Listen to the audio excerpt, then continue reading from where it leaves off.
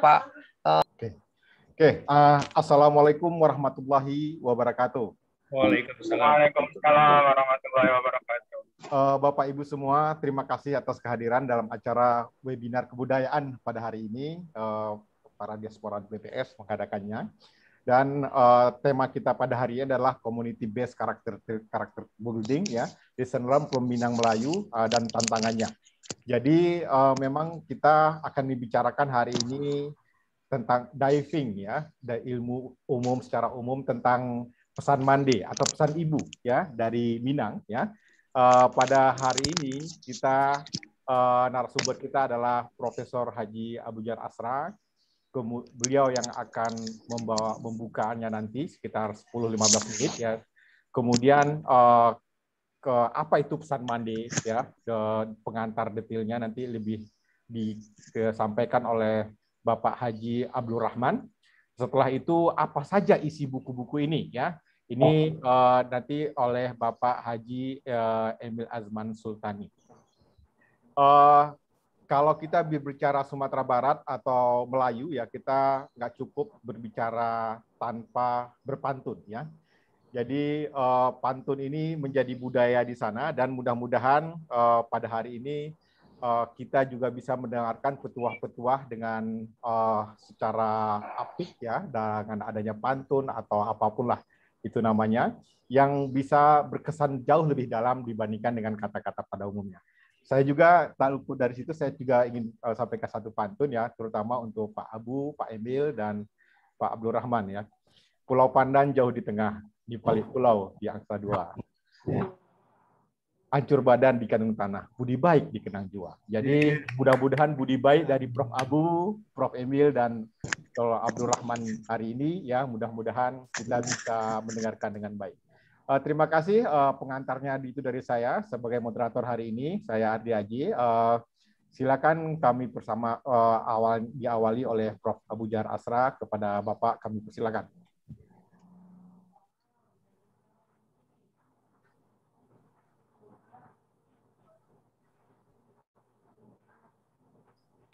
Assalamualaikum warahmatullahi wabarakatuh. Waalaikumsalam warahmatullahi wabarakatuh. Alhamdulillah kita semua kelihatan sehat pada pagi hari ini. Bersyukur kita kehadirat Allah SWT, dan salam dan salawat kita sampaikan kepada Nabi besar Muhammad SAW. Pada hari ini sebenarnya sekalian halal bihalal nih, kata Pak Ardi dan Pak Bagus dan Pak Ahmad Sukroni dan yang lain-lain, ya.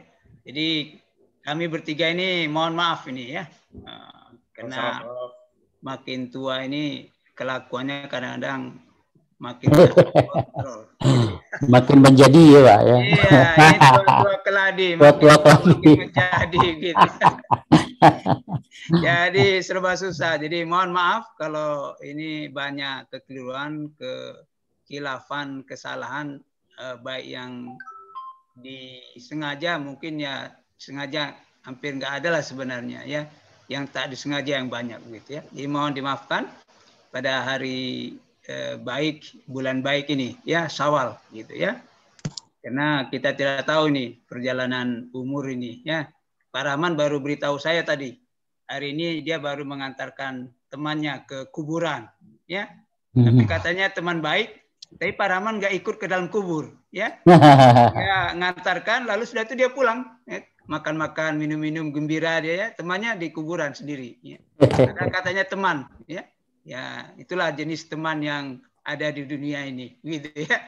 Katanya bahkan istri anak pun nggak mau masuk ke kubur nemani, katanya sehidup semati, tapi lu mati gua hidup, nah, gitu, ya. Yang terjadi seperti itu, ya. Nah, itulah dunia, ya. Nah, pada pagi hari ini kita santai saja sebenarnya. Ini kena webinar kebudayaan. Kita ini bukan ahli budaya ini. Mungkin Pak Rahman yang paling ahli budaya begitu, ya. Tapi ini sekedar untuk sekalian halal bihalal, bertemu muka, berjabat tangan mungkin tidak bisa karena berjauhan, gitu, ya. Temu muka bisa, gitu, ya. Jadi yang kita akan sampaikan pada pagi hari ini santai saja ini ya, mengenai buku sebenarnya ya.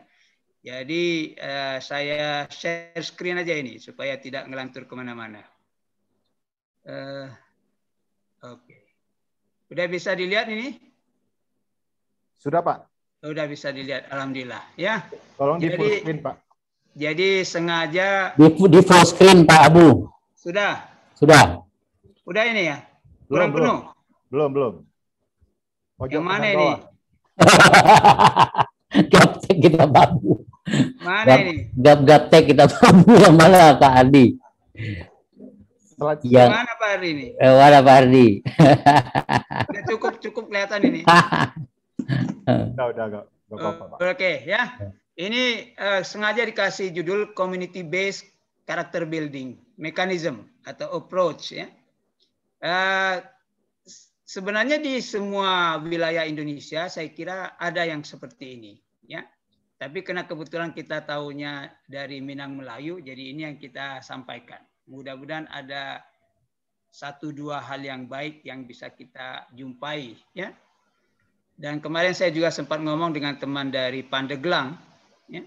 Dan beliau juga mengatakan kurang lebih yang terjadi di Sumatera Barat juga di sana juga ada gitu ya. Walaupun dengan skala yang berbeda gitu ya. Jadi itu judulnya. Pendahuluan saya 10 sampai 15 menit. Saya harus timing ini. Kalau enggak nanti ini makin tua makin tak terkontrol ini. Ya, tolong Pak Ardi diberitahu kalau saya sudah lebih dari 15 menit ya. Oke. Baik, Pak. Sekarang ini 10.07 ini ya. Oke. Pak, di atas ada slideshow tuh, Pak. Slideshow Paling atas. Atau pencet F5 bisa Pak Abu? F5. F5. Pencet aja F5. Iya. Ya. F5. Ya. Kontrol F5. Oh, oke. Gitu. Mantap. Sip. Mantap. Oke, ya. Nah, ini sengaja peta Minang Melayu, ya. Nah. Jadi dulu itu sebenarnya ada provinsi namanya Provinsi Sumatera Tengah. Ya. Ya, kalau kita kembali ke zaman dahulu kala, ya sekarang itu menjadi 3 provinsi atau 4 sebenarnya sekarang, ya. Sumatera Barat, Jambi, dan Riau. Riau yang terpecah 2, Riau Daratan dan Riau Lautan. Dulu itu Sumatera Tengah itu. Jadi besar ini ya, Sumatera Tengah itu, ya. Nah, itu yang kita sebut dengan Minang Melayu, ya. Sumatera Barat plus begitu ya. Itu Minang Melayu, ya.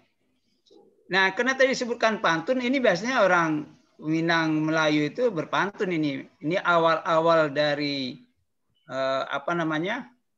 biasanya buku-buku Minang itu ini awalnya nih ya, sebagai pengantarnya, ya. Jadi bahasa Indonesia berkait rotan sago terkait kakar bahar sampai ke langit jadi berita, jatuh ke bumi jadi kabar. Nah, itu ini ya. Kalau bahasa Minangnya sebelah kiri gitu ya.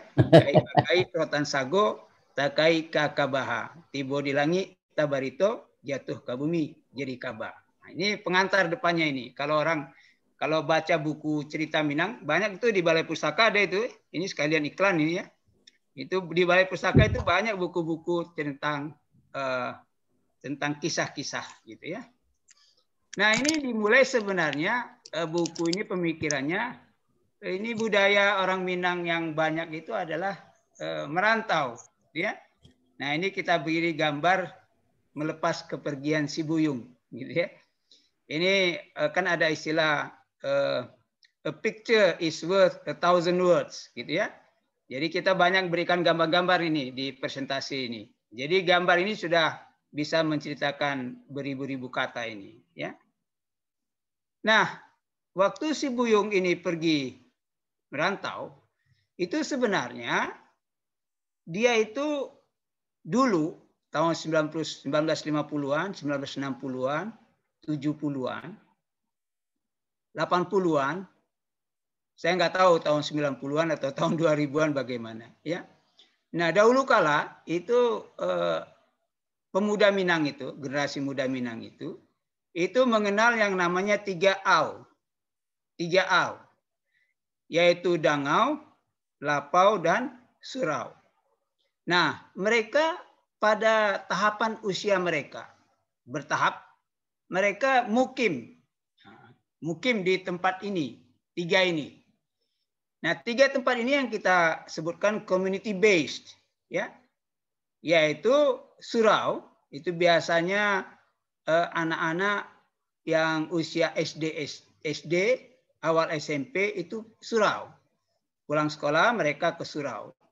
Biasanya asar, mendekati maghrib, lalu isya. Pulang-pulang habis isya. Ya, ini rutin. Setiap hari rutin. Ya, ini mengingatkan saya ke zaman dahulu kala. Begitu. Nah, ini gambarnya surau ini. Ya. Lalu pada usia-usia mereka SMP, ya, SMP mendekati SMA, mereka ke dangau. Ya. Surau mungkin sudah agak selesai, mereka itu dangau.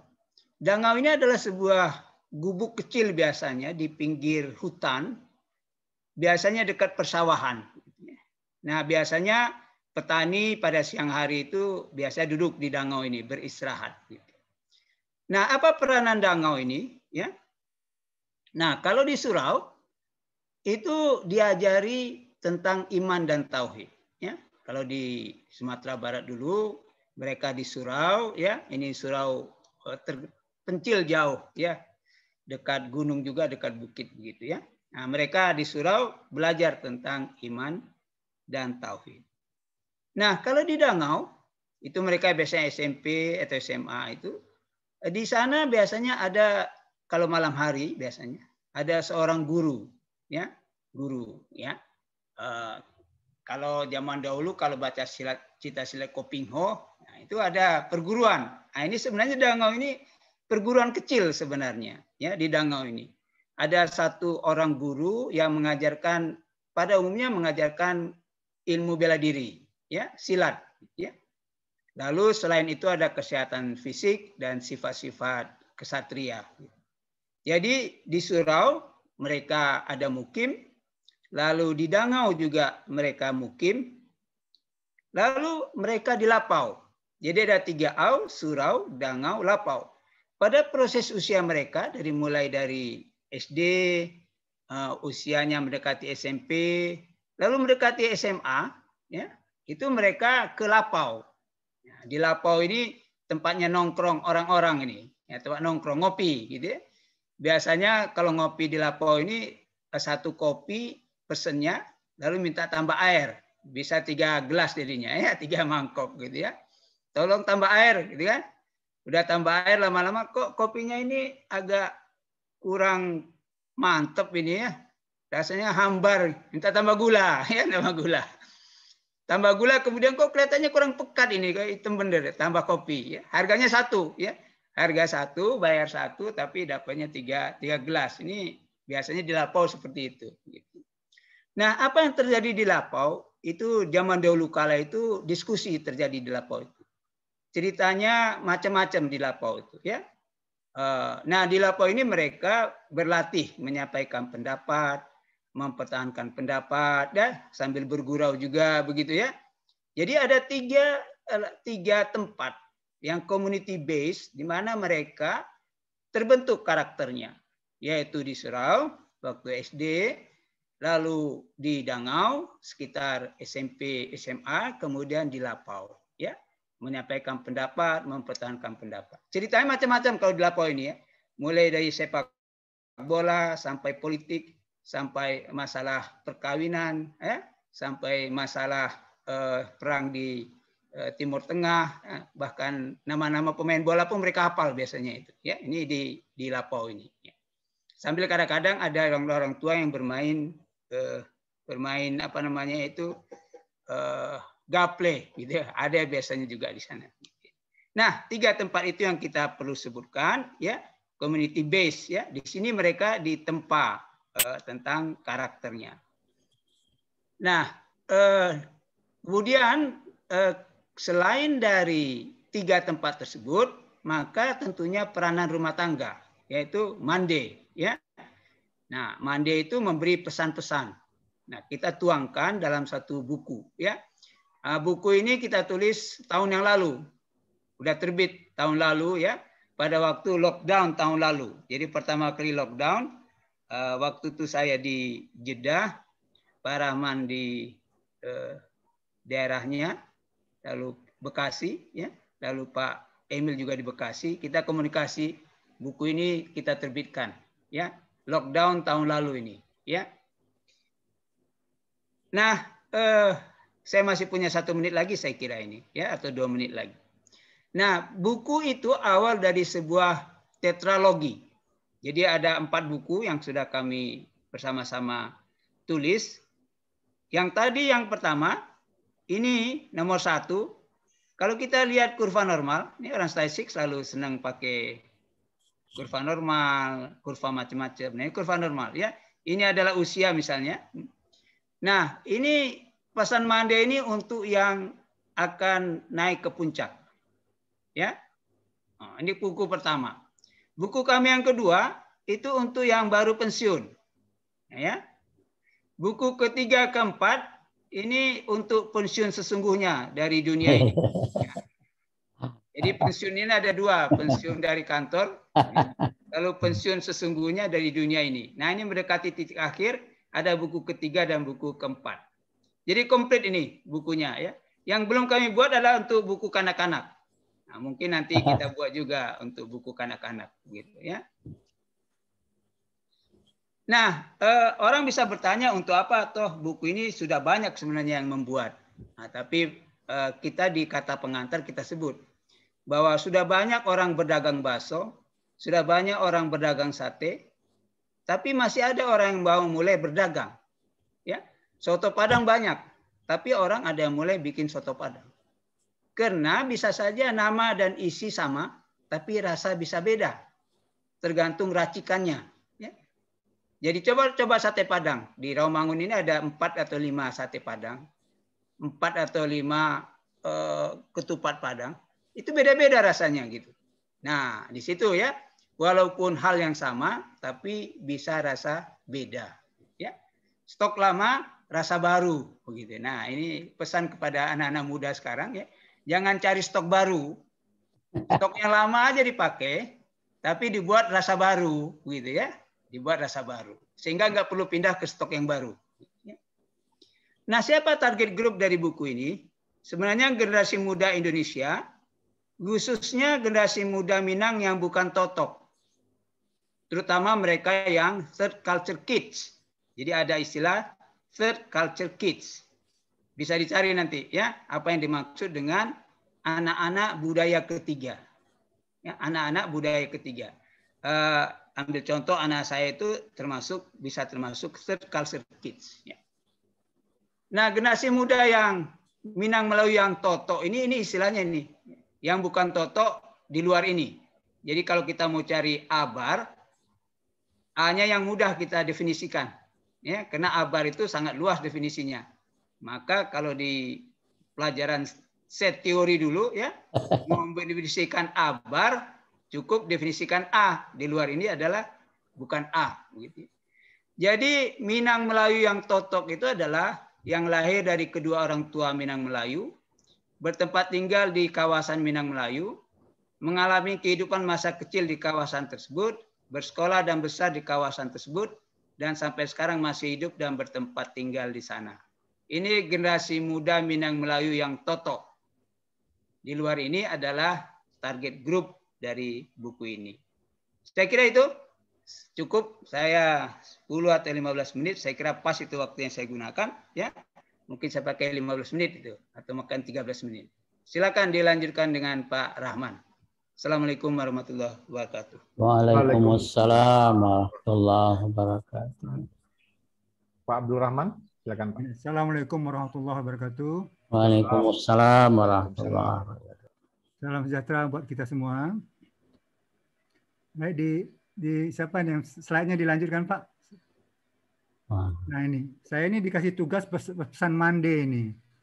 Ini sebetulnya yang paling cocok Pak Abu Zar menceritakan ini kan, karena dia terkait betul di Mandenya di Minang itu kan.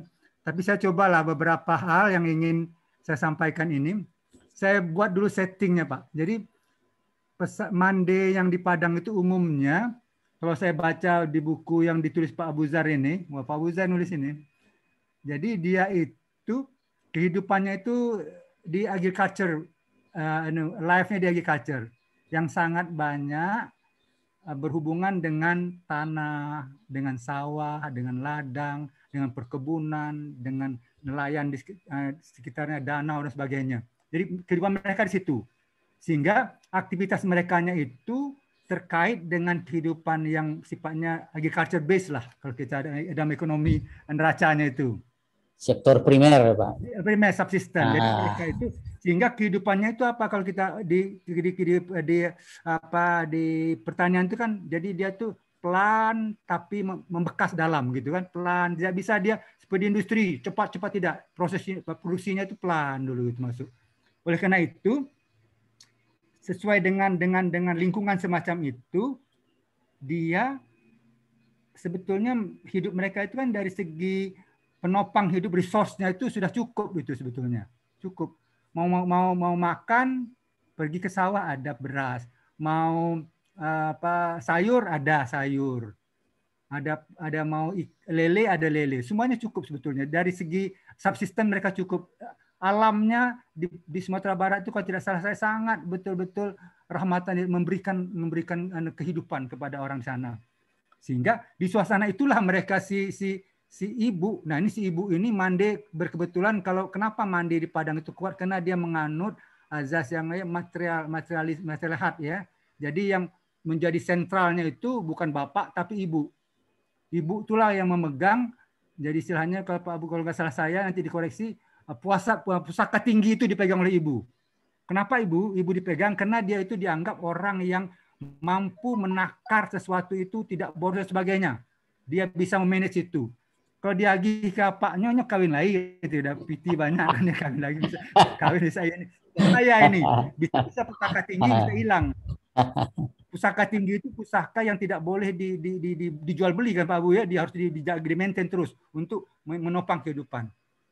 Nah, yang kedua, si ibu itu apa? Dia itu kehebatannya apa? Dia itu memberikan sesuatu, tidak well educated sebetulnya orang ibu di kita itu.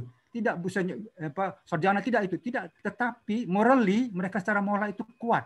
Kenapa? Karena mereka dididik oleh lingkungan, dari bapak ibunya itu masalah agama itu kuat. Ini tidak boleh, ini halal, ini haram itu kuat sekali. Itu yang menjadi pegangan dia. Nah, hal-hal semacam itulah dicoba ditransformasikan kepada anaknya. Lewat apa? Nah, ini yang menariknya apa? Lewat sambil lalu. Nah, istilahnya sambil lalu. Ada kalimat di sini ada sambil-sambil. Sambil itu apa? Sambil lalu tidak by force. Tapi sambil berguyon, sambil menumbuk padi, diceritakanlah pantun yang berkaitan dengan bagaimana kita berhidup, bagaimana kita harus bertetangga. Ini. Jadi kalau di Riau itu tumbuknya itu ada lesung aja. Ini lebih modern ini. Namanya Pak diinjak namanya ini. Jadi dia lesung jingkat namanya Pak. Jingkat. Nah, inilah anaknya kan mendengar Pak. Sambil dia bekerja, coba lihatkan. Anak itu terpatri di dalam hatinya, ibu bekerja keras, tetapi masih juga menghidupkan kita dengan memberikan nasihat-nasihat yang luhur begitu. Itu tidak bisa tidak tertanam itu. Bagaimana ibunya ingin membesarkan dia dengan sesuatu nasihat yang melekat kepada dirinya. Nah, inilah sambil berpantun beliau. Coba saya bacakan. Ini kalau senang pantun ini Pak. Bukit kandung yang penuh dengan lalang. Jadi di bukit ikan itu banyak ilalangnya, berlingkar dengan ladang si pedas. Wahai anak kandung belahan jiwanya, yang si anak yang tadi dibelai seperti itu.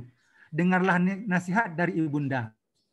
Apa nggak anak itu tergetar hatinya.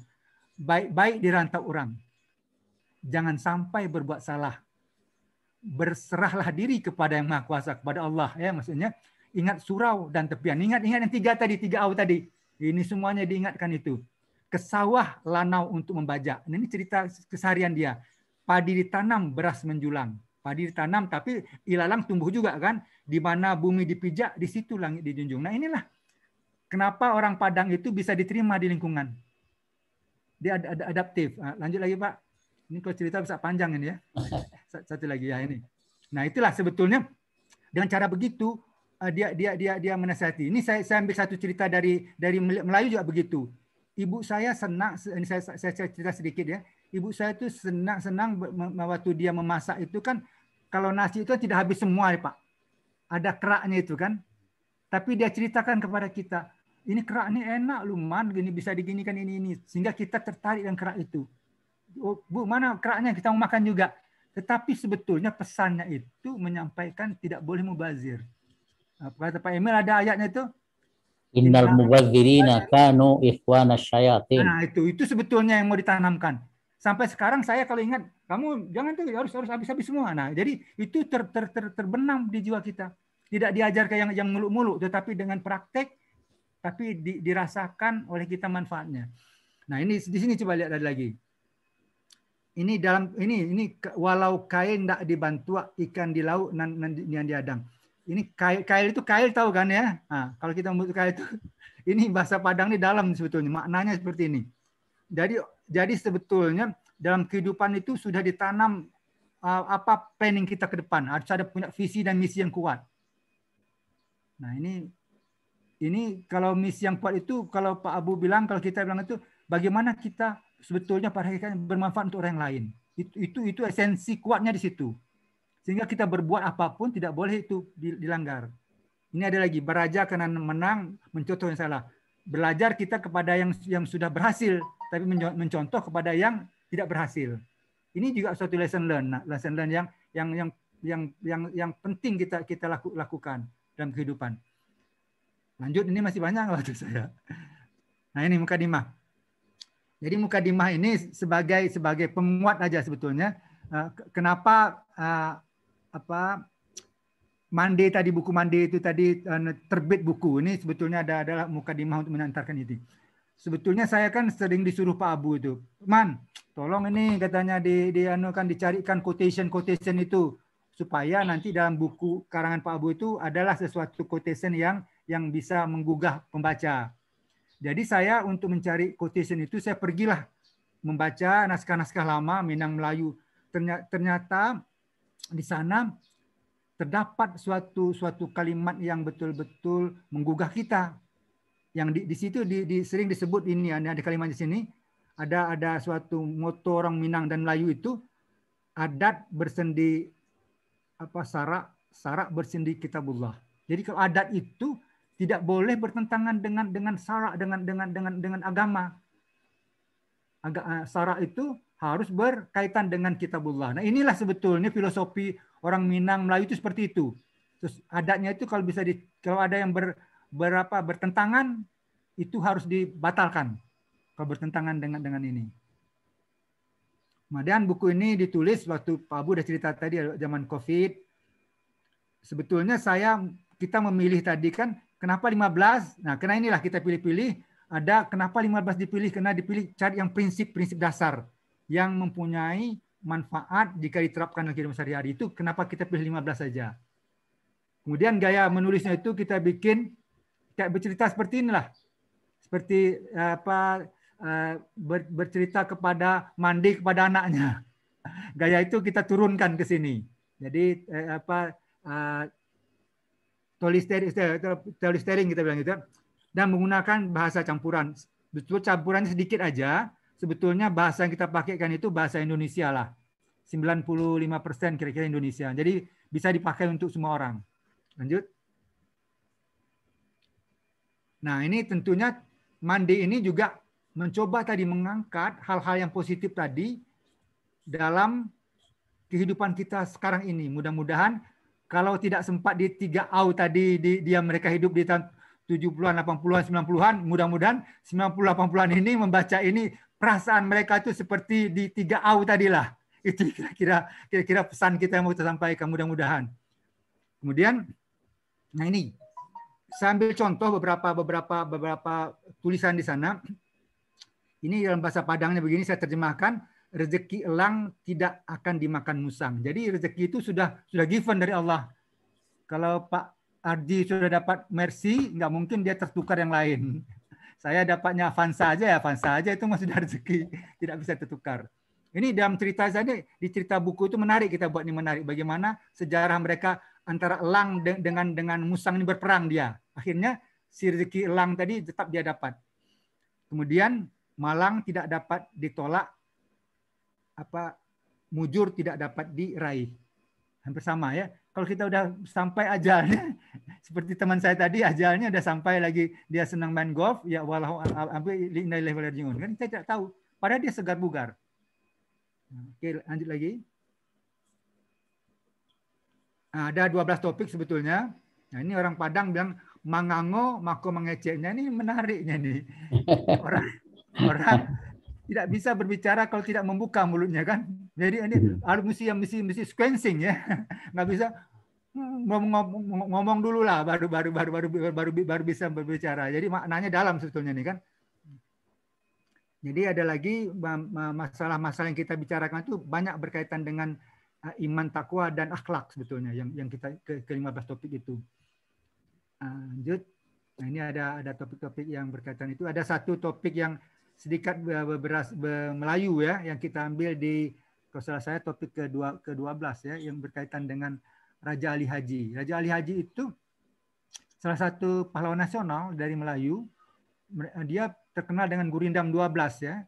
Gurindam 12 itu betul-betul memberikan bagaimana tunjuk ajar mulai dari berperilaku sampai bernegara di 12 Gurindam itu. Itu betul-betul hikmahnya banyak kalau ingin berbicara di Gurindam ini. Lanjut, ini kan masih ada berapa menit lagi Pak? Ini Pak, masih panjang? 4 menit, oke. Jadi kita merasakan bahwa iman takwa tadi memang kata Pak Haji Emil itulah sebetulnya sesuatu yang harus dibekalkan, saya bilang. Dibekalkan kepada anak cucu kita. Bagaimana caranya nanti membekalkannya, Pak Emil cerita itulah. Harus dibekalkan, itu sebetulnya. Jadi kita diskusi dengan Pak Abu tadi, kenapa sekarang ini rentan betul the new couples itu berpisah. Saya trending sekali. Saya punya anak, serem-serem juga saya ini. Kenapa mereka sudah well educated dua-duanya, tetapi mereka merasa kalau kita pisah nggak masalah, saya bisa hidup sendiri kok, saya bisa ini sendiri. Zaman dulu, setahu saya, peranan bapaknya itu kan betul-betul sentral, dan ibu itu tidak pernah saya lihat merasa menentang bapaknya. Kalau sekarang kan sering kan, lu ngomongin. Nah ini kenapa hal seperti itu terjadi? Nanti kita bisa diskusikan lah bagaimana. Nah, oke, terakhir ini penulis bertiga ini biasalah ya menyampaikan bahwa kami bukanlah ini yang penting ini ahli dalam dan paham dalam adat Minang Melayu, ahli dalam kebudayaan, tapi juga bukan ahli dalam hal agama, bukan ustaz kecuali Pak Emin mungkin ya. Merasa terpanggil untuk ikut serta di dalam usaha memperbaiki perilaku dalam kehidupan masyarakat. Itu tujuannya itu. Kami lakukan melalui tulisan-tulisan singkat yang mudah dibaca, dipahami oleh para remaja saat ini, yang dibanjiri dengan buku-buku terjemahan yang sifatnya lebih tidak menyentuh perasaan seperti ini, yang tidak memunculkan kearifan lokal. Mudah-mudahan kehadiran buku ini dapat bermanfaat untuk semuanya. Demikianlah, lebih kurang mohon maaf. Wabillahi taufiq wal hidayah. Wassalamualaikum warahmatullahi wabarakatuh. Waalaikumsalam warahmatullahi wabarakatuh. Lanjutkan Pak Emil. Lanjutkan. Bismillahirrahmanirrahim. Assalamualaikum warahmatullahi wabarakatuh. Seperti di awal tadi Pak Abu mengatakan ini adalah ajang halal bihalal. Sekali lagi kami bertiga mengucapkan selamat Hari Raya Idul Fitri 1 Syawal 1442 Hijriah. Taqabbalallahu minna wa minkum. Taqabbal ya karim. Semoga Allah menerima segala amal kita, Anda dan sekalian kita, dan kita selalu diridai dan dirahmati oleh Allah Subhanahu wa Ta'ala. Nah sekarang saya ini ibaratnya tadi Pak Abu dan Pak Rahman itu masih koma. Nah sekarang saya membuat titik ini di seminar kita ini. Kita akan memberikan beberapa contoh topik yang kita tulis di Pasan Mande tadi, yang jumlahnya 15. Kita membagi di sini bagian pertama dan bagian kedua. Yang bagian pertama itu menyangkut dengan iman dan takwa. Itu ada 3 tulisan yang menyangkut ini, yaitu yang disebutkan Pak Rahman tadi, rezeki alang, ya kan, tidak akan dimakan musang. Jadi Artinya burung elang tadi itu kalau mangsanya tadi sudah milik dia, itu tidak akan tertukar dengan mangsa yang musang. Artinya adalah kita harus berserah diri kepada Allah bahwa rezeki kita, kata Pak Rahman tadi, itu sudah given, ya. Tapi kita wajib berusaha. Nah, ini pesan-pesan yang akan disampaikan di sini. Itu bisa kita lihat itu dari halaman 3 sampai halaman 22 itu. Cukup banyak kita uraikan di sana secara kontemporer. Yang kedua, malang indah dapat ditulak, mujua indah dapat diraih. Artinya, kalau kita sudah malang dijadikan Allah, itu sudah kita terima saja. Begitu juga kalau mujur pun tidak bisa kita skenariokan, kita engineering, kata orang sekarang. Jadi oleh sebab itu kita, ya itulah nasib kita seperti itu. Nah, ini yang kita ceritakan di sini. Ya, seperti Labai Malang, cerita Labai Malang tadi itu karena dia rakus, maka dia tidak akan mendapatkan apa-apa. Ini menyangkut dengan masalah iman dan tauhid kita. Nah, yang ketiga tadi, ini yang tedeng aling-aling tidak, iman dan indak boleh rata, kamudi dan indak boleh patah. Artinya iman kita tidak boleh tercemar gitu loh. Ibarat dia seperti kemudi kalau kita di mobil. Kalau setirnya kita patah, wah itu tidak bisa kita membawa mobil tadi itu. Itulah yang kita maksudkan di dalam pesan mandeh yang di judul yang ketiga tadi. Nah, 3 topik ini kita anggap mewakili pembinaan iman, takwa, dan tauhid tadi itu. Silakan Pak Abu. Bagian kedua adalah mengenai akhlak. Nah, ini yang paling banyak ini. Kalau kita berbicara iman, Islam, dan ihsan. Nah, ihsan ini adalah akhlaknya tadi itu. Dia adalah hulu daripada iman dan Islam tadi itu. Ada 12 topik di sini, ya, nomor 4 sampai nomor 15. Mengangu dahulu maka mengece. Artinya asal jangan jeplak aja, mikir dulu loh. Jangan asbun. Nah, itu maksudnya Pak Rahman. Ya, sekarang kan kita banyak ngelihat ini. Itu dari rakyat kecil sampai pejabat itu asbun aja. Habis itu nggak ada apa-apanya, nggak ada. Nah, makanya Pak, kita cobalah. Kalau di psikologi namanya kita pause dulu sebelum kita ngomong apa, kita pikirkan dulu itu. Ya. Yang kelima, peka mendengar. Artinya dia punya kuping tapi nggak dengar gitu loh. Nah, apa itu namanya? Itu di Quran banyak sekali itu, ya. Jangan jadi silabai malang, jangan jadi silabai malang. Nah, itu tadi yang saya katakan tadi itu, jangan kita rakus gitu loh. Kesini enggak, kesana enggak, akhirnya enggak dapat apa-apa. Ya, selanjutnya hondang-hondek mereka itu. Nah, kalau kita bicarakan secara kontemporer zaman now ini, hondang-hondek ini artinya galau. Ya, galau. Nah, untung Pak Gancang begitu kita nasihati enggak galau lagi hatinya sekarang. Ya, mudah-mudahan Pak Gancang ingat nih, ya kan? Yang enggak hondang-hondek lagi dia, udah istiqomah dia gitu loh. Ya, waang tayaumah gitu loh. Ini istilahnya di tempat Pak Abu nih. Sok tahu gitu loh, ya. Sok tahu. Nah, itu artinya itu istilahnya itu. Ini kalau nomor 9 ini biasa nih, tungau di Subarang Lawi nampak gajah di Pulau Batu. Jadi artinya kesalahan orang lain kita lihat gitu loh. Kesalahan kita sendiri enggak kita sadari itu loh. Itu banyak sekali itu. Ya, tunjuk kita ke depan satu, tapi 3 jari kita menunjuk ke dada kita. Nah, kita harus kita sadari itu, ya. Yang nomor 10, tibo di mato jangan dipicangkan, tibo di parui jangan dikampihkan. Artinya itu adalah kita tidak adil gitu. Kalau kita ke diri kita sendiri, ke keluarga kita, ke ahli kerabat kita nggak bersifat adil. Ya. Ke orang lain, wah itu mati-matian kita. Banyak sekarang terjadi seperti itu. Itulah yang kita ceritakan di sini. Tinggi duduk pada taga. Artinya lebih tinggi dia berdiri daripada lebih tinggi dia duduk daripada berdiri. Banyak itu, ya, metafora di binatang-binatang kita. Kucing kalau dia duduk lebih tinggi dia dari ini. Artinya adalah ini sombong, ya, takabur. Jangan kita takabur. Johati karajotu, ya. Passionnya ini kata Pak Abu nih, ya. Kalau kita kerja dengan hati, pasti segala sesuatunya akan berhasil.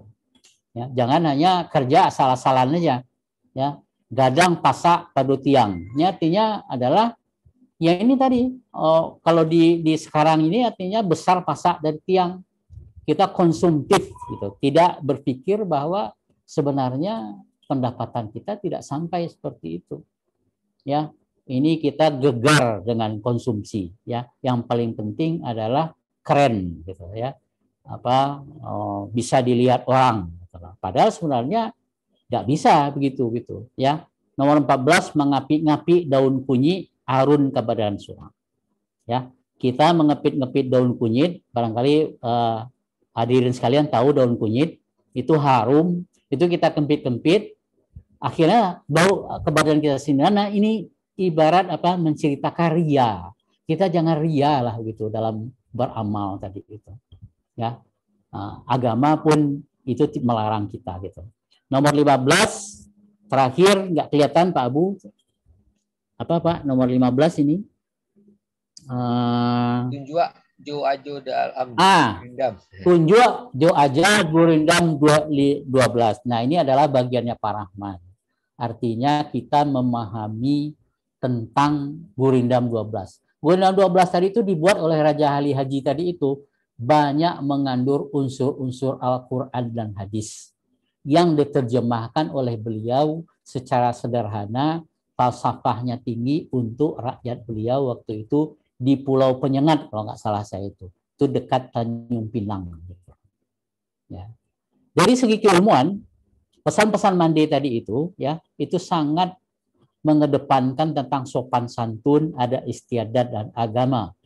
Ini kalau kita pakai ya itu akan sangat berguna gitu bagi kita di dalam bermasyarakat dan bergaul baik di dalam domestik maupun internasional sekalipun. Ya kan? Bercerita juga tentang akhlak. Ya, kata Imam Ghazali, bantinglah otak mencari ilmu sebanyak-banyaknya guna mencari rahasia besar yang terkandung dalam benda besar bernama dunia. Tetapi pasanglah pelita dalam hati sanubari, yaitu pelita kehidupan jiwa. Jadi hati tadi itu tidak bisa dipungkiri. Makanya Pak Gancang saya suruh nanya ke hatinya, istafti kalbak. Nah, sekarang dia jadi tenang gitu. Terus Pak Abu, nah topik ke-11 itu yang tadi yang saya katakan tadi, tinggi duduk daripada tagak itu adalah mengajarkan kita kepada sifat tawadu, rendah hati, jangan sombong dan ujub. Digambarkan dengan padi. Nah, ya. Padi tadi itu semakin tinggi dia semakin runduk gitu loh. Bukan semakin dia menjulang tinggi tapi runduk dia. Artinya dia sadar bahwa dia itu bukan ada apa-apanya. Apalagi di hadapan Allah SWT. Di topik yang ke-12 ya, itu kita menceritakan tentang tekun dan istiqamah. Tekun dan istiqamah. Terus Pak Abu, di topik ke-12 kita juga mengatakan bakara jojo hati, bekerjalah dengan hati. Kalau sudah dengan hati semuanya, pasti itu akan berhasil. Tapi kalau kita ogah-ogahan, itu tidak akan mencapai hasil yang maksimal tadi. Terus Pak Abu, di topik ke-12 kita juga mengajarkan tekun dan istiqomah. Ya, a smooth sea never met a sailor. Jadi kalau si pelaut tadi itu, dia tangguhnya itu adalah di lautan yang ganas tadi. Kalau di ombak yang kecil-kecil saya, dia tidak akan tangguh. Maka dia akan menjadi tekun dan istiqamah di dalamnya. Ya. Di topik ke-12 artinya kita memberikan semangat kepada generasi Minang Melayu yang bukan totok tadi itu. Sekali layar terkembang, pantang surut ke belakang. Ya. Artinya kita jangan patah semangat. Sekali kita menancapkan niat kita, teruslah berjuang. Itu sangat bagus sekali di dalam menempa mental kita tadi. Terus Pak Bu, di edisi 13 yang baru, nah ini barangkali ini akan kita masukkan sehingga menjadi topik 16. Nah, ini barangkali ini yang sekarang ini sangat trending sekali. Lama di awak, K7 di orang. Enak buat kita, disenangi juga oleh orang lain. Nah, gitu ya. Kalau di orang Jawanya ada rasa tenggang rasa, ada harmonis, bermanfaat di masyarakat. Kita tidak egois, kita menanamkan sifat empati kita. Jangan kita saja yang dipikirkan, orang lain dipikirkan juga. Kalau di Pak Gancang ngono yang ngono tapi ning ojo ngono, kan gitu Pak ya. begitu ya tapi jangan begitu. Nah, inilah kira-kira Pak lama di awak ke-7 di orang tadi itu. Ya. Terus Pak Abu, ini barangkali akan kita masukkan yang terakhir, sebaik-baik manusia adalah yang paling bermanfaat bagi sesama manusia. Ini hadis yang diriwayatkan oleh Ahmad gitu ya. Jadi khairun nas yanfa'uhum linnas, anfa'uhum linnas. Nah, challenge-nya ini silahkan nanti Bapak Ibu hadirin sekalian peserta webinar yang mengisinya. Tapi paling tidak tadi yang dikatakan Pak Abu tadi, kami berpikir bahwa ruh dari yang pembinaan 3A dan pesan mande ini masih ada dalam bentuk yang lain. Ya kan? Ya, perubahan dari zaman Seiswa itu zaman dahulu Pak, ya. Menghilangnya kehidupan komunal, meningkatnya individualisme. Ini sekarang ini ya, perubahan nilai-nilai kehidupan ke arah materialisme, ya, perkembangan teknologi dan perubahan lingkungan alam kehidupan. Nah, ini sehingga yang pembinaan 4 karakter tadi itu sudah mulai mengingat. Tapi kita mengharapkan rohnya ada dan itu bisa dikonversikan dalam bentuk lain. Ya. Apakah mungkin atau kita mereplikasikan atau menghidupkan kembali berbasis komunitas masyarakat yang sebut untuk generasi sekarang? Silahkan beri saran. Ya. Kami hanya membuka bahwa ada celah-celah dari pembinaan tadi itu yang masih ada ruhnya, tapi mungkin dalam bentuk yang lain. Masih ada Pak Abu? Ya. Nah ini, kalau kami istilahnya, kalau hari sudah malam ini, ya istilahnya dulu pakai minyaknya sudah habis, ya lampu pun mati begitu ya. Si akui si rajo alam, nak lalu kabatang tabi. Bandanan usah dilangkahi. Harilah larut malam, ya api padam menyala habis. Disiko kaba basuda. Artinya ya kalau kita rentang bisa panjang, kalau kita gulung bisa pendek, kita akhiri saja di sini. Mudah-mudahan ada gunanya bagi para peserta, Bapak Ibu saudara sekalian, generasi bukan totok Minang Melayu dan generasi Jawa yang bukan totok juga itu, ataupun generasi Indonesia dan generasi statistik. Ya, silahkan beri saran kepada kami sehingga buku pesan mande ini menjadi lebih sempurna. Sekali lagi terima kasih. Salam dari kami bertiga. Yang benar itu datang dari Allah, yang salah itu adalah keadaifan kami bertiga. Billahi taufiq wal hidayah. Assalamualaikum warahmatullahi wabarakatuh. Waalaikumsalam warahmatullahi wabarakatuh. Terima kasih Prof. Abu, Pak Abdul Rahman, dan Pak Emil Azman. Jadi ini Bapak Ibu kita sudah diberi tantangan ini. Jadi sudah jelas kita mendengar tadi beberapa karakter pesan mande dari Minang Melayu, yaitu Sumatera Tengah, ya. Jadi Provinsi Riau, ya, kemudian Sumatera Barat, kemudian Jambi, mungkin termasuk Sumatera Selatan ini, dan Bengkulu. Jadi Bapak Ibu mungkin ada yang mau bertanya, silakan. Di sini ada, saya lihat ini baru muncul nih Pak Winandin juga ada nih. Apa kabar Pak Winandin? Apa kabar Pak Winandin? Pak Abdul Ghaffar, kemudian Pak Di Lubaksono ada nih. Mas Alek juga. Silakan Bapak Ibu, silakan Pak Heru, Pak Gono, silakan. Ya, Assalamualaikum warahmatullahi wabarakatuh. Waalaikumsalam. Mas Ardi, boleh saya bertanya dulu? Silakan Pak Gancang. Baik. Yang pertama, saya juga menyampaikan mohon maaf lahir dan batin untuk Bapak Ibu semuanya. Kemudian saya yang kedua sangat mengapresiasi apa yang disampaikan oleh senior bertiga. Ini terus terang sesuatu capaian yang berkelas. Tidak hanya dunia, tapi juga akhirat. Mudah-mudahan kami semua nanti yang berkesempatan membaca karya ini bisa mengimplementasikan juga untuk kami. Tadi Bunda Emil nyebut saya berkali-kali, memang minggu lalu sebelum Lebaran itu, pengajian itu, memang saya bertanya, betul itu keluar dari hati. Nah, sekarang juga pertanyaan saya keluar dari hati. Ya, Pak, silakan, Pak. Jadi kalau orang belum pernah lihat gajah, itu akan mengatakan gajah itu besar panjang, kalau enggak lebar, kemudian belalainya apa gitu lah. Ini yang disampaikan oleh Bapak-bapak bertiga ini gajah secara utuh. Hanya saya yang hanya mungkin beberapa kali ke Sumatera Barat melihat gajah dari piksel-piksel itu.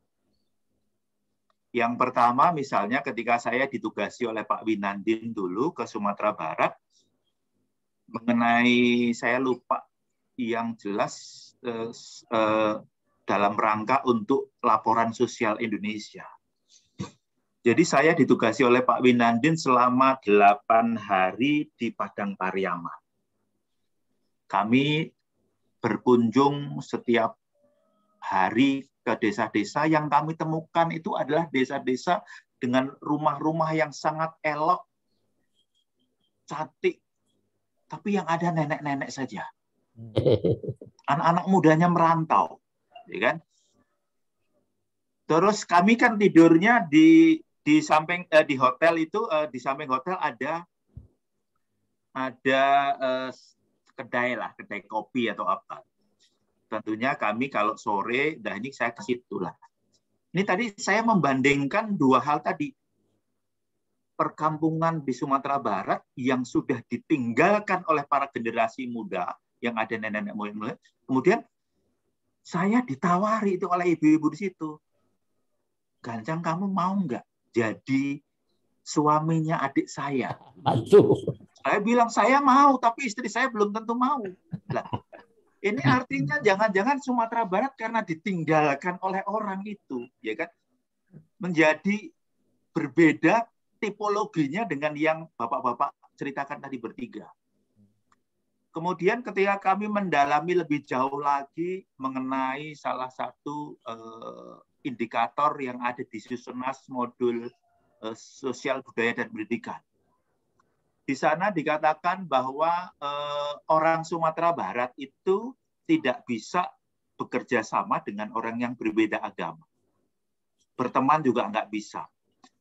Maksudnya angkanya jelek lah dibanding yang hampir setara itu NTB dan lain-lain lah. Sehingga di dalam penilaian revolusi mental itu dikatakan ini Sumatera Barat kok kayaknya balelo. Nggak mau menyatu dengan orang lain. Ini kan bertentangan dengan yang nomor 13 yang Pak Emil sampaikan tadi. Ya kan?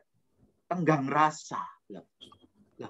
Nah, ini adalah sesuatu yang menarik karena kalau kami melihatnya karena memang orang Sumatera Barat homogen. Most of them agamanya adalah Islam. Begitu pertanyaan itu diajukan di sana nggak cocok. Ya kan? Kemudian tadi yang ideal tadi, 3AU tadi, itu kan zaman, mohon maaf ini, mungkin zaman Pak Abu, jangan Pak Emil, jangan Pak Rahman. Sekarang udah bergeser lah. Bagaimana menyampaikan pergeseran nilai ini sehingga Sumatera Barat masih tetap elok seperti zaman Pak Abu, zaman Pak Rahman, zaman Kak Emil. Ya, karena terus terang saja ini kami karena melihatnya adalah hanya 2 kali kunjungan itu memberikan nilai yang berbeda, ya kan?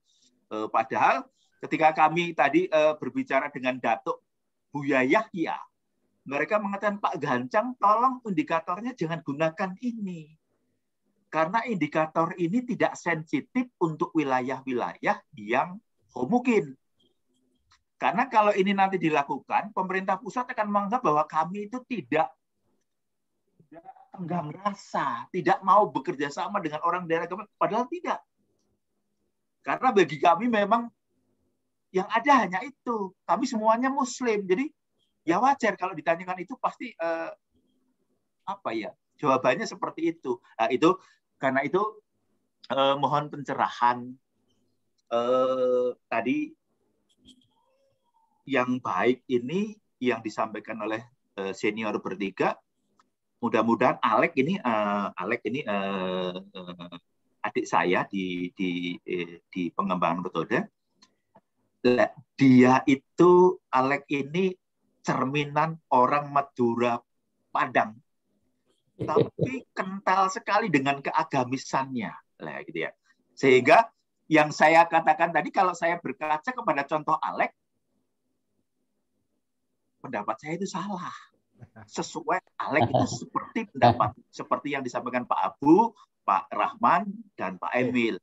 Nah, tapi jangan sampai yang tertinggal tadi menjadi berbeda dengan yang Bapak-Bapak sampaikan. Saya kira itu. Terima kasih. Terima kasih, maaf Pak Gancang. kalau yang saya sampaikan ini mungkin karena silaturahmi saya ke Sumatera Barat belum intens. Baru kalau gajah baru pegang belalainya, atau baru megang kakinya, atau baru megang ekornya. Saya kira itu. Terima kasih. Oke, terima kasih Pak Gancang. Tadi kan sudah dijelaskan Pak Abu tadi, ternyata di sini Sumatera Tengah, ya, Sumatera Barat, Riau, Sumatera Selatan, dan Jambi. Jadi mudah-mudahan Pak Gancang sudah melihat Sumatera Baratnya, sedangkan Pak Abdul Rahman fokus di Riau-nya dan sebagainya. Riau insya Allah sudahlah, saya Tanjung Pinang. Iya, udah tugas di Riau dia. Oke, sebelum dijawab sama Pak Prof Abu ya dan lainnya, mungkin ada lagi, silakan Bapak Ibu. Pak Winandin pingin dengar suaranya nih, Pak. Kangen, Pak. Kangen. Pak Adi, silakan. Pak Win. Siapa? Pak Rizal juga ada, Pak Rizal tuh. Siapa? Silakan. Atau Bang Alex sekalian. Nih, sekalian Bang Alex. Alex nih. Ah, udah kelihatan tuh orangnya. Terima kasih, Mas Ardi. Assalamualaikum warahmatullahi wabarakatuh. Waalaikumsalam. Ini Pak Senior, para guru. Lama nggak ketemu Mas Gancang, Pak Abu Zar, Pak Emil.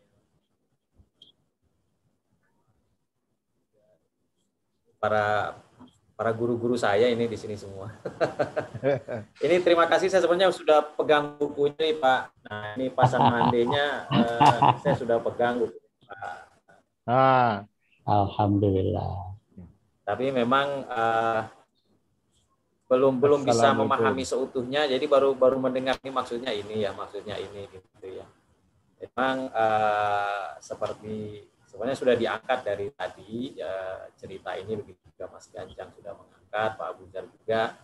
Saya pernah diskusi sebenarnya dengan Pak Abu Zar terkait dengan ketika itu kami juga akan melakukan penelitian tentang modal sosial ya. Intinya adalah bahwa segala sesuatu itu kan berkembang sesuai dengan lingkungannya, sesuai dengan environment-nya gitu ya.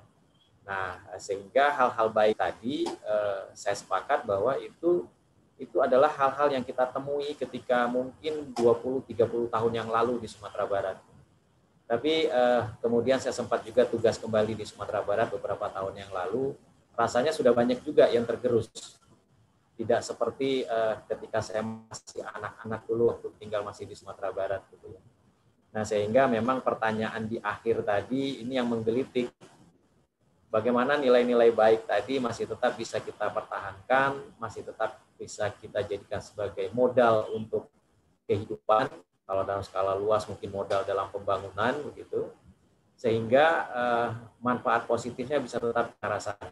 Nah, ketika itu juga Pak Abu Zar pernah menyampaikan bahwa apakah komunal seperti dahulu dengan dibandingkan dengan komunal seperti sekarang dengan adanya WA group, orang di tempat yang berjauhan tidak saling kenal bahkan gitu ya, bahkan mungkin belum pernah ketemu, tetapi bisa punya visi dan misi yang sama. Nah, apakah hal-hal seperti itu bisa kita kembangkan untuk kembali menularkan hal-hal seperti tadi? Dan kemudian apakah pasan-pasan mande itu mungkin perlu kita rekonstruksi ulang gitu ya? Karena misalnya seperti tadi, besar pasak daripada tiang. Nah, anak-anak sekarang mungkin nggak tahu yang pasak itu yang mana, yang tiang itu yang mana. Rumah sekarang udah pakai beton semua. Iya. Nggak ketemu nih pasaknya yang mana, tiangnya yang mana gitu ya. Nah, mungkin kita perlu rekonstruksi bahasa-bahasa itu menjadi bahasa yang lebih kekinian barangkali ini usulan Pak Abu Zar, Pak Emil, untuk bisa kemudian sesuai dengan environment dari kehidupan saat ini. Karena kalau saya masih rindu nih mendengarkan pituah-pituah suka ada kan ya di rekaman-rekaman itu, pituah dari ayah ke anak laki-laki, dari ayah ke anak perempuan gitu ya. Itu rindu mendengar itu. Tetapi mungkin tidak demikian dengan anak-anak saya sendiri gitu. Mereka mendengar itu, ini apaan sih yang didengar ini gitu ya, nggak nyambung gitu. Jadi sehingga pesan-pesan mulia tidak menyentuh kepada mereka-mereka yang ada di generasi sekarang. Nah ini mungkin kita perlu rekonstruksi bagaimana penyampaian hal-hal baik ini, nilai-nilai positif ini kepada masyarakat, kepada anak-anak sekarang gitu. Nah saya nggak tahu nih bentuknya nanti seperti apa nih. Ini sebenarnya di diaspora ini ada juga kaum-kaum milenial yang punya pemahaman lebih baik tentang IT, tentang hal-hal seperti itu, yang mungkin bisa dijadikan sarana untuk kemudian mengejawantahkan nilai-nilai positif tadi. Saya kira demikian saja, Bapak Ibu. Salam hormat. Assalamualaikum warahmatullahi wabarakatuh. Waalaikumsalam warahmatullahi wabarakatuh.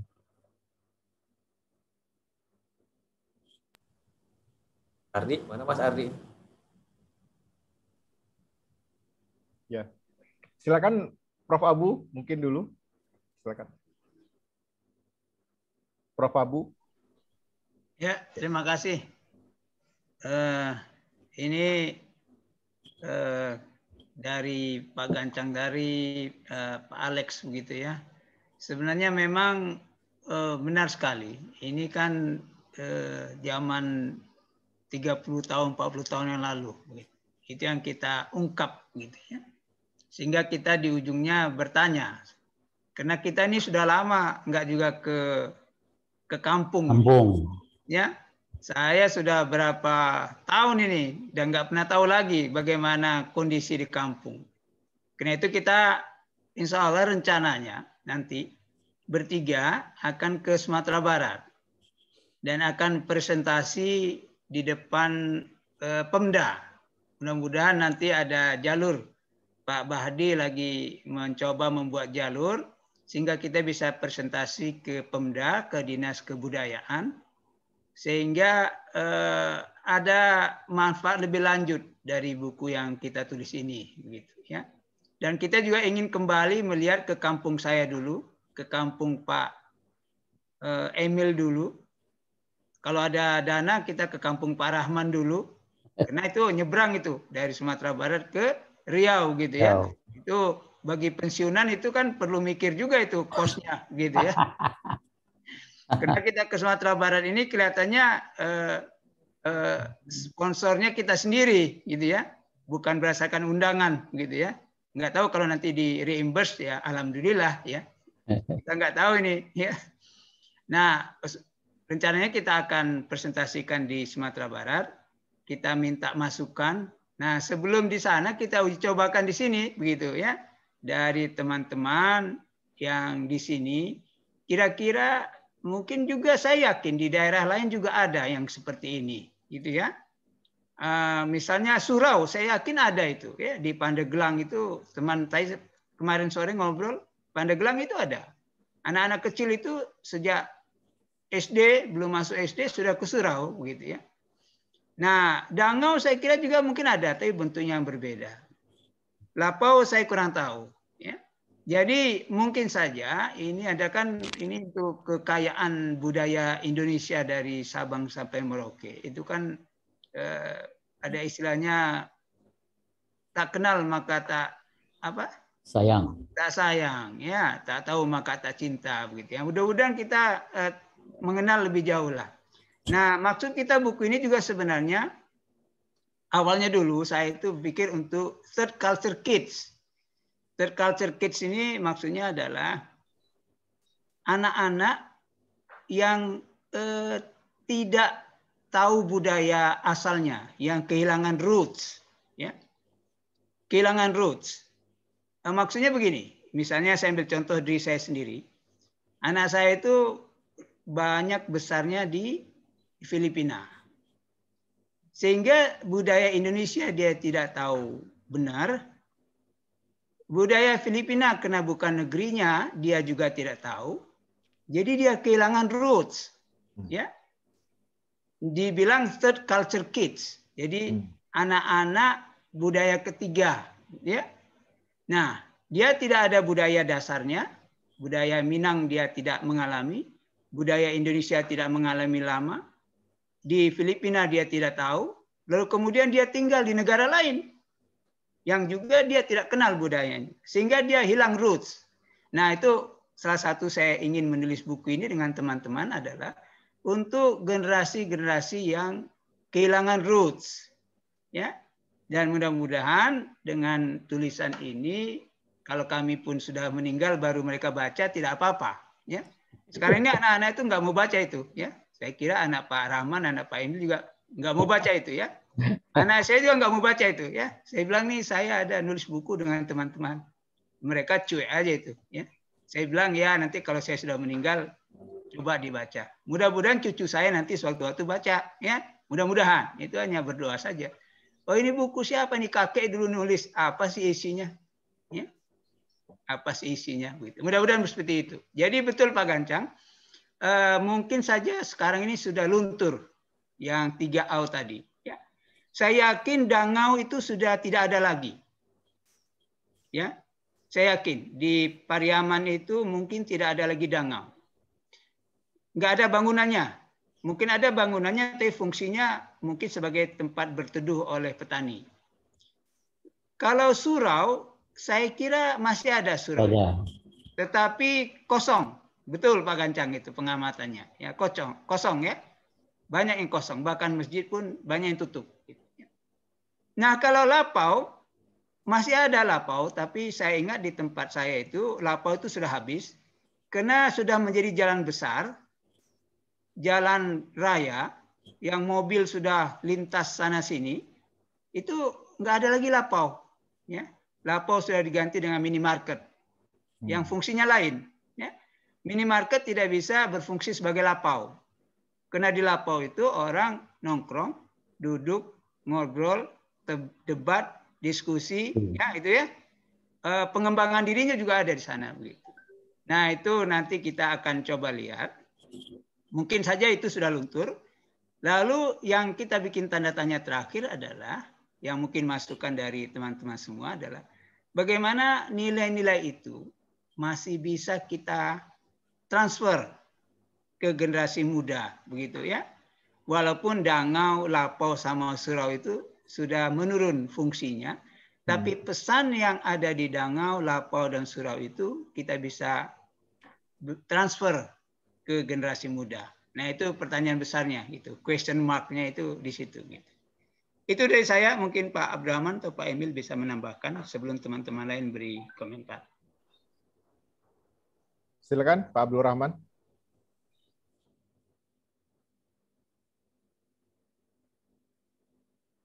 Pak Abdurrahman, ada suaranya Pak? Oh, ya. Terima kasih. Ya. Kayaknya sudah lengkap Pak Profesor tadi ya.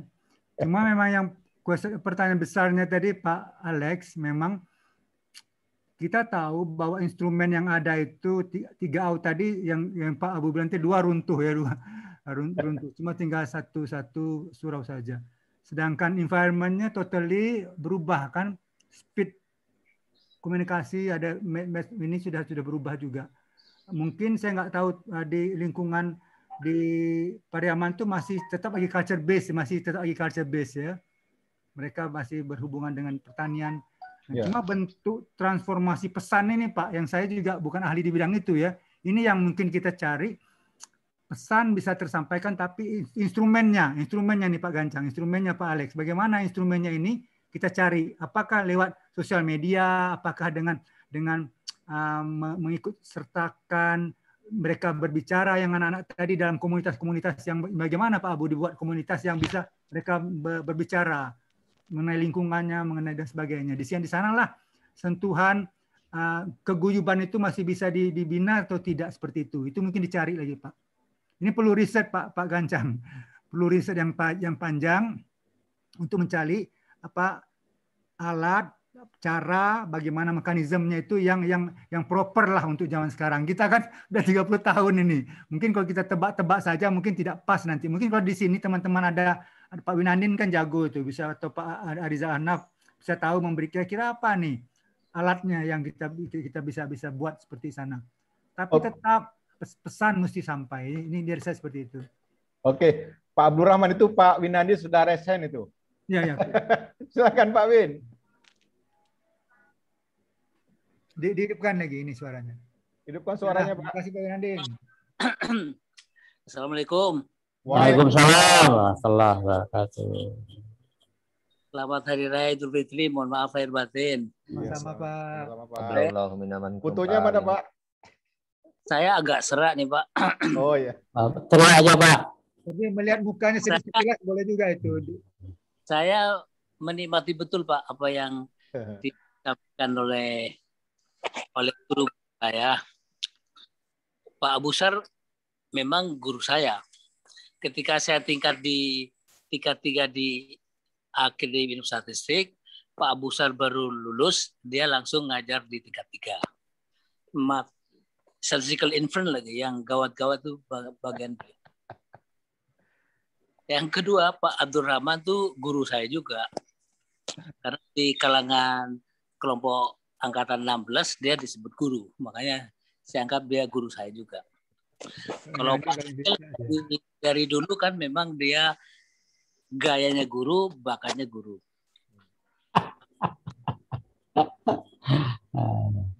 Saya menikmati itu Pak, apa yang disampaikan Bapak bertiga itu. Kalau menurut saya itu kalau Pak Abu Sar bilang itu ada link ya Pak, yang missing ya Pak ya. Sehingga tidak terjadi reproduksi ke generasi-generasi yang keluar gitu. Yang keluar dari akarnya. Jadi tidak terjadi, kalau bahasanya itu mungkin tidak ada reproduksi. Artinya kalau reproduksi itu kita melakukan sesuatu, kemudian anak kita melakukan hal yang sama, cucu kita melakukan hal yang sama, itu reproduksi namanya. Social reproduction. Dan kelihatannya kalau pengamatan Pak Gancang, Pak Alex, itu memang karena gayanya sebagian besar mereka itu kan merantau ya. Yang laki-laki yang merantau. Nah, pertanyaannya adalah apakah karena matrilineal itu sehingga laki-laki memutuskan merantau? Apakah karena sistemnya matrilineal itu yang menyebabkan laki-laki merantau gitu ya? Saya belum pernah melihat, mungkin Pak Sairi kalau ada di kelompok ini mungkin bisa menjawab itu ya. Saya tidak begitu paham mengenai hal itu. Bahwa sebenarnya kekhawatiran Bapak bertiga kita semua itu adalah nilai-nilai baik itu tidak menurun ke anak-anak cucu, itu mungkin di sistem pendidikan kita budi pekerti itu kan sudah tidak diajarkan lagi, Pak. Ya, mungkin ya seperti itu. Sehingga kan ada pertanyaan dan mungkin juga nilai antar generasi itu berbeda. Apakah hormat itu kepada orang tua nilainya sama zaman dulu, zaman orang tua kita, zaman kita dengan zaman anak-anak kita? Ini kan pertanyaan juga. Saya nggak tahu dengan yang di Pak Emil itu ada di angka nomor berapa, di poin nomor berapa yang begitu. Mungkin ya karena kalau nilai, tapi mungkin kalau di Sumatera Barat yang dia di yang istilah Pak Rahman, kalau cultural base-nya itu tepat barangkali itu masih relevan barangkali. Saya dulu pernah ketika masih kerja di bawah Bu Sudarti, saya pernah sampai ke Rau-Rau itu Pak, di Batu Sangkar. seminggu. Desa, kecamatan itu Pak. Sungai Tarap Pak. Sungai Tarap, kecamatan Pak. Di Rau-Rau ya kan, di Batu Sangkar, di Batu Sangkar situ Pak. Nah, saya tinggal seminggu, tetapi di zaman itu Pak, tahun 87-88. Masih ada itu. Masih ada Pak, yang Bapak tulis itu masih ada. Saya rasakan pada waktu itu ya Pak ya. Tapi saya nggak tahu sekarang. Apalagi kalau jalan Sumatera Barat, Pekanbaru sampai Padang Pak ya, itu sudah begitu lancar. Kalau misalnya dulu kan saya pernah dari Pekanbaru naik travel ke Padang Pak. Padang. Jadi di perjalanan itu kan kita ke rest area kan banyak. Kita mampir di rest area, minum kopi, makan, ngobrol-ngobrol. Walaupun saya tidak mengerti, Pak. Dia sih sebenarnya bahasanya bahasa Melayu ya, tetapi logatnya itu kan dipotong-potong ya. Mengapa, nggak ngerti lah saya begitu ya. yang begitu. Tapi kalau itu kan menjadi istilahnya tergerus habis karena kemajuan zaman, karena itu dianggap inefisiensi, ya kan? Kemudian pertanyaannya adalah, mungkin question mark-nya itulah, mana yang lebih penting? Mempertahankan budaya itu atau efisiensi? Kalau yang generasi sekarang, itulah nggak perlulah barangkali begitu. Kita lebih cepat, lebih baik dan seterusnya. Mungkin Pak Emil bisa ngasih tahu tuh ya, Pak Rahman juga value added-nya di mana itu ya? Itu saya banyak belajar Pak, banyak tahu. Jadi mungkin kalau yang Bapak sampaikan itu Bapak sekarang ini Bapak sampaikan 20-30 tahun yang lalu, dalam perjalanan kita sambil bekerja di lapangan itu, saya paling tidak bisa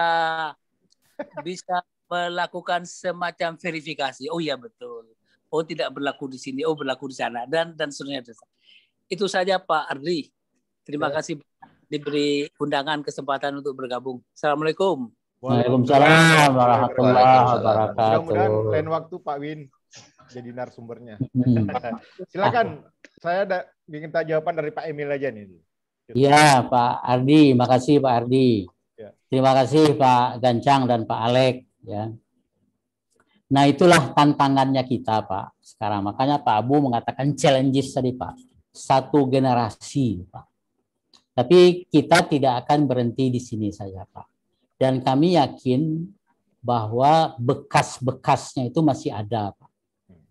Makanya kami berusaha kalau ada Bapak Ibu sekalian yang punya petatah petitih Minang Melayu, tolong diberikan ke kami Pak, akan kami terjemahkan secara kontemporer, era zaman now gitu Pak. Kan itu yang diminta Pak. Ya, supaya generasi Minang Melayu Embagan Toto ini bisa mengerti paling kurang ruhnya tadi yang saya katakan. Nah Pak Gancang, saya membaca bonus demografi Pak Gancang. Ada 3 provinsi yang saya lihat di sana hampir saja tidak terjadi bonus demografinya Pak. Karena generasi mudanya pergi merantau. Tolong dikoreksi saya Pak Gancang ya. Sumatera Barat, NTT sama Maluku Pak. Ya. Yang paling gawat tadi itu NTT Pak. Benar Pak Gancang, saya nggak ini. Tapi akhirnya Sumatera Barat tadi Pak, itu di daerah kritikalnya gitu Pak. Masih ada bonus demografi. Karena sesuai dengan saran Pak Gancang di SDGs atau MDGs Pak ya, memperbaiki standar pendidikan yang ada di provinsi. Sehingga generasi muda Minang tadi Pak, itu sekarang sudah tidak ingin lagi merantau Pak. Mereka sudah menikmati fasilitas pendidikan dan segala macamnya yang ada di Sumatera Barat. Termasuk Universitas Andalas Pak. Dulu Pak, dulu yang waktu kita cerita bertiga Pak Abu Pak Rahman ini Pak, 30 tahun yang lalu itu, Universitas Andalas itu menjadi andalan Pak untuk daerah Sumatera Tengah. Jadi ada 3 universitas waktu itu, Universitas Sumatera Utara, kalau orang Aceh dan Sumatera Utara itu ke sana sekolahnya Pak. Kalau Universitas Andalas tadi diramaikan oleh orang, seperti kata Pak Ardi tadi, masuk Sumbaksel. Karena Universitas Sriwijaya belum ada waktu itu. Nah, mereka sekolahnya ke Padang, Pak.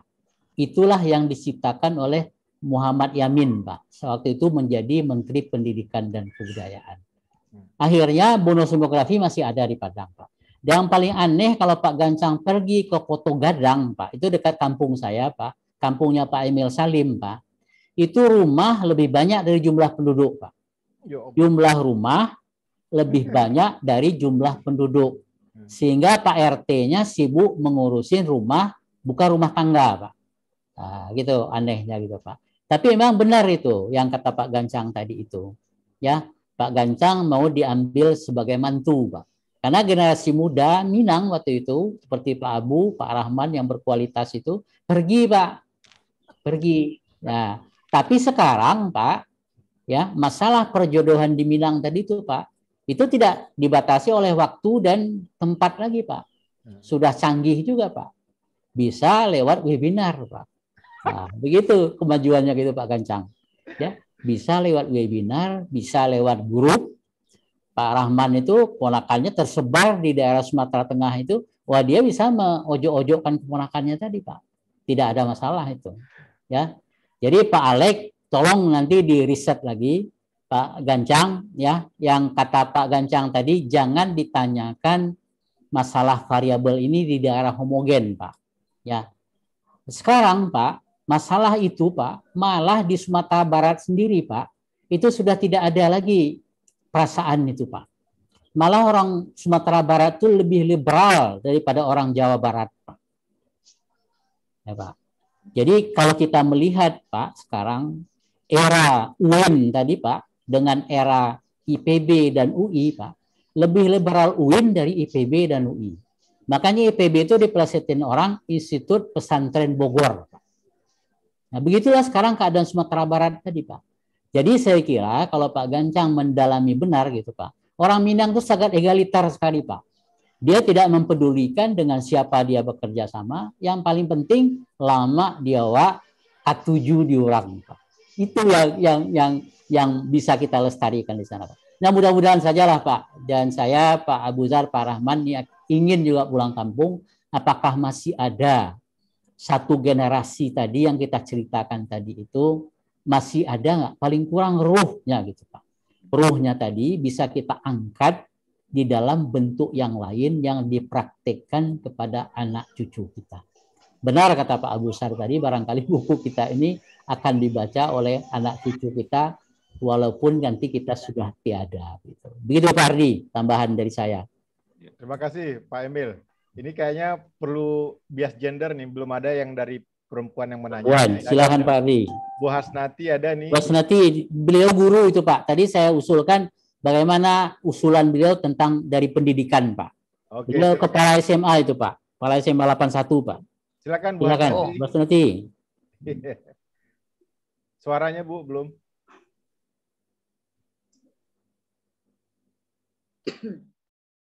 Assalamualaikum warahmatullahi wabarakatuh. Waalaikumsalam warahmatullahi wabarakatuh. Maaf hormatin Bapak-bapak, Ibu-ibu.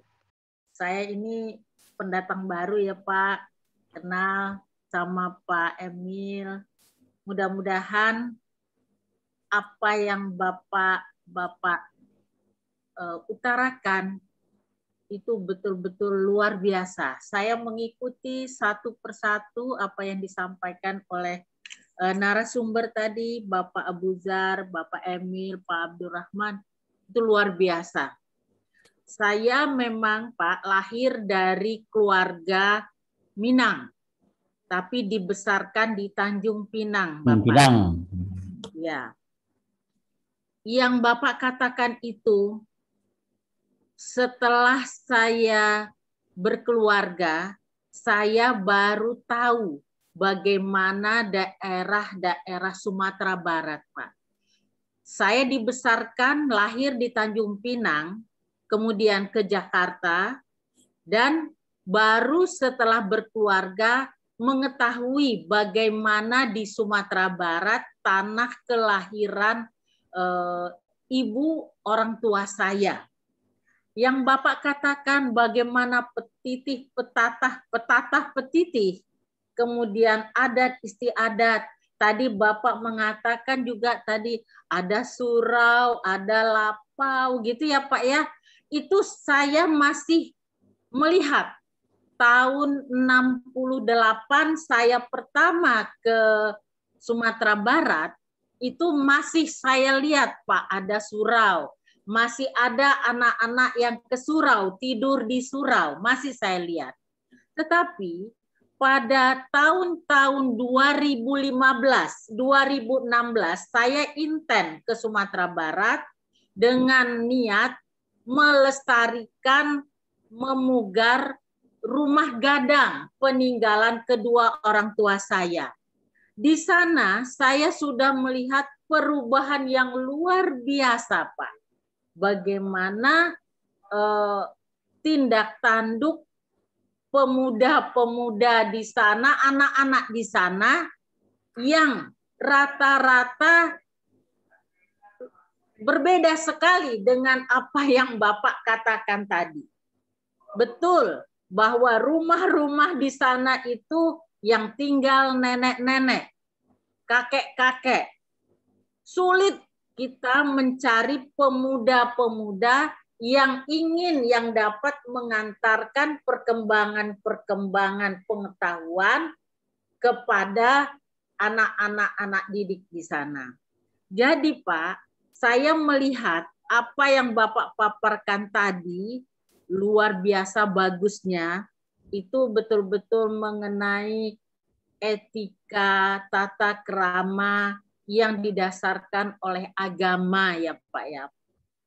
Kemudian terjadi adanya suatu era terlepas antara periode yang lama, katakanlah tadi semasa Bapak Abu Zar, semasa Bapak Emil, semasa Pak Abdurrahman, kecil-kecil dahulu dibesarkan di sana, dengan sekarang, perkembangan sekarang itu ada gap ya Pak ya. Ada masa yang terlepas yang tidak bisa nyambung dengan perkembangan sekarang. Oleh sebab itu, saya berpikir dari segi pendidikan, alangkah eloknya kita itu mendekatkan diri, merangkul mass media melalui buku yang Bapak karang tadi itu luar biasa bagusnya. Kita rangkul mass media dengan cara apa ya? Mengutarakan, melakukan pembiasaan hal-hal yang kecil. Apa-apa yang 13 tadi ya Pak ya? 13 elok di kita, enak diurang, gitu ya tadi ya Pak, antara lama di awak, ketujuh di orang. Lama di awak, ketujuh di orang, antara lain seperti itu. Kita masukkan, kita sosialisasikan dengan iklan, katakanlah begitu Pak. Tetap kita mengatakan elok di awak, lama di urang, gitu ya. Saya kurang jelas juga ya Pak ya. Nah, itu kita sosialisasikan melalui mass media, di TV. Enak sekali itu Pak. Itu rasanya lebih baik, lebih mengantarkan anak-anak zaman sekarang mengaitkan dengan pendahulu pengetahuan yang itu barangkali. Panggil Mama, Be. Kenapa Pak? Enggak, terus Bu Asyati, terus. Sudah Pak. Jadi begitu ya Pak ya. Saya senang sekali. Monggo silahkan apa yang diinginkan oleh Pak Abu Zar, mau ke Padang, ke Sumatera, ke Tanjung Pinang. Monggo silahkan. Saya senang sekali. Saya dukung Pak. Terima kasih Pak. Assalamualaikum warahmatullahi wabarakatuh. Waalaikumsalam warahmatullahi wabarakatuh. Mungkin Bang Ahmad Sukroni masih ada? Oh, boleh sedikit. silakan. Sedikit saja, hanya memberikan beberapa pendapat. Ini kan ada semacam gap tadi, dari generasi ke generasi ada gap. Kalau saya lihat sebetulnya ada beberapa akar ya. Kita untuk saat ini, kondisi saat ini memang kita terdisrupsi oleh nikmatnya aktivitas keseharian saat ini. Mulai dari teknologi, hiburan, dan seterusnya, bahkan fokusi orang juga sudah mulai bergeser dari mulai mempertahankan budaya ke lebih kepada dominasi, fokus pada mencari materi dan seterusnya. Nah, ini ada satu gap yang membuat gap ini semakin lama semakin jauh. Seperti yang saat ini Pak Abu Zar, Pak Emil, tokoh-tokoh sepuh lah kalau saya bilang, itu telat dalam tanda kutip ya, termasuk mungkin di Jawa juga sama. Telat dalam artian betul Pak Sokori. Gimana Pak? Betul. Ya, telat mengketok tularkan warisan luhur kita, budaya kita ke generasi di bawah kita. Sehingga baru ngehnya, oh iya saat ini akhirnya kita muncul. Tapi akan sudah jauh lebih bagus ketika sadar tua ketimbang tidak pernah sadar, Pak. Nah itu karena kalau dalam salah satu kalau dalam falsafah Jawa itu ada sama namanya urip itu urup, Pak. Jadi urip hidup itu harus menerangi, artinya membawa manfaat. Nah, saya menarik cerita dari Pak Abu, kalaupun nggak dibaca sekarang ya nanti kalau Pak Abu nggak ada, teman-teman nggak ada kebaca, artinya manfaatnya tetap mengalir. Nah, kalau saya melihat ini ketika saat ini tanda kutip sudah telat, mungkin effortnya akan jauh lebih berat ya Pak. Tapi menarik kalau istilah dalam ilmu psikologi yang diterapkan dalam ilmu fisika ya Pak, W sama dengan F kali S, usaha sama dengan gaya kali jarak gitu ya Pak. Nah, sekarang salah satu F gaya yang disiapkan oleh Pak Abu Rahman, Pak Abu dan seterusnya adalah menciptakan buku. F gaya sudah ada, tinggal nanti ada S-nya Pak, jarak. Jadi pergerakan tadi saya dengar ada mau mencoba mendekati Pemda dan seterusnya.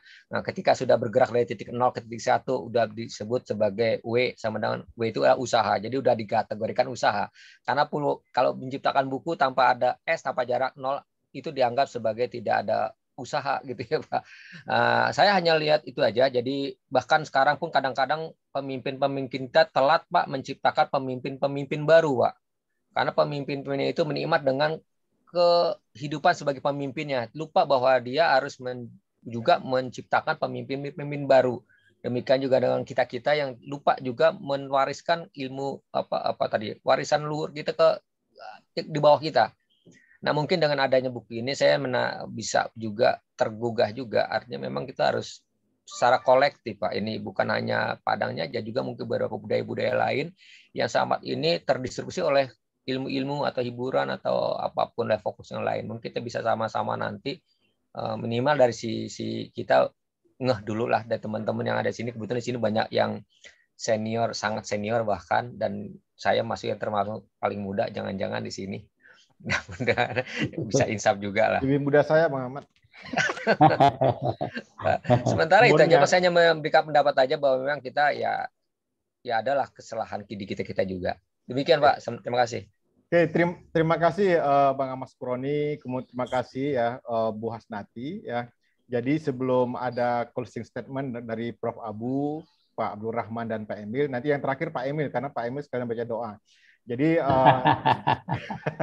dari saya mungkin Bapak Ibu ini kan katanya kalau di masa akhir zaman itu sehari rasa setahun, setahun rasa sebulan dan seterusnya gitu. Malah seharusnya kita juga bisa berpikir apakah bisa setahun itu rasa sehari gitu kan. Kenapa? Karena di tangan kita ini dengan HP ini yaitu semua itu bergerak cepat ya.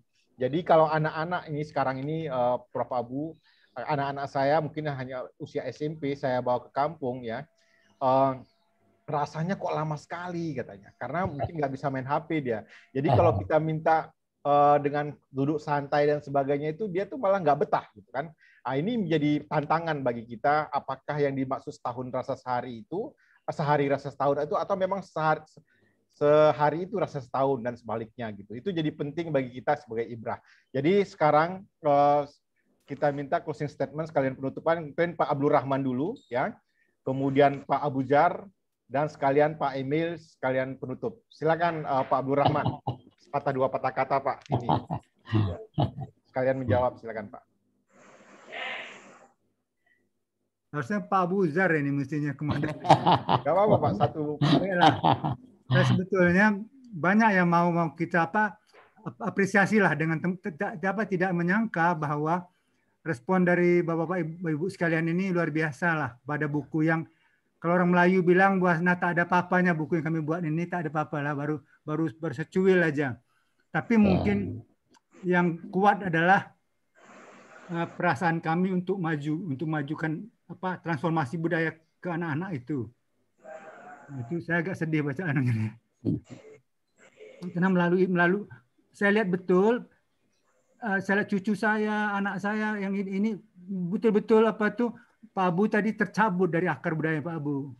Mereka mau cepat, mau apa, tetapi hal-hal yang mendasar itu kurang kuat mereka pegang. Itu yang saya rasakan.